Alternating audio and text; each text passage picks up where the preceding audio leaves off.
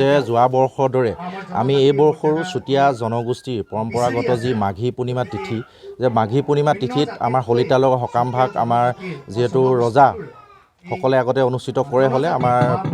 চুতীয়াৰ প্ৰতিষ্ঠাপক ৰজা বীৰপালে যেহেতু এই পূজাভাগ অনুষ্ঠিত কৰিছিলে বছৰেকৰ মাঘী পূৰ্ণিমা তিথিতে ৰাইজক লৈ গতিকে আমি সেই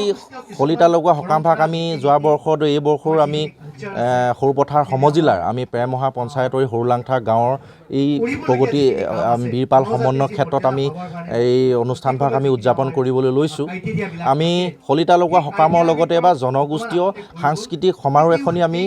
ইয়াত যিমানবিলাক জাতি জনগোষ্ঠী আছে সকলো জাতি জনগোষ্ঠী ভাষা ধৰ্মাৱলম্বী লোকক আমি সকলোকে একত্ৰিত কৰি ইয়াত যাতে আমি এক সংস্কৃতিৰ জৰিয়তে যাতে আমি সকলোৱে আমি এক হৈ যাতে সুন্দৰ বাৰ্তা প্ৰেৰণ কৰিব পাৰোঁ তাৰ প্ৰতি লক্ষ্য ৰাখি আমি এই অনুষ্ঠানভাগ আয়োজন কৰা হৈছে তাৰ উদ্দেশ্যে আজি আমি এখন আজি উদযাপন সমিতি গঠনৰ সভা আমি আজি আয়োজন কৰিছোঁ এই উদযাপন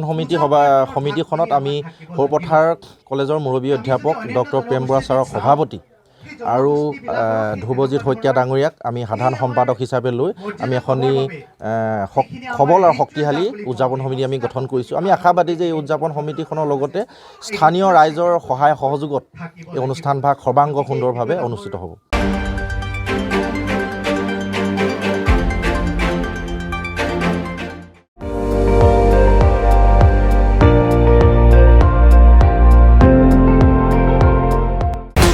আপুনি চাই আছে ND24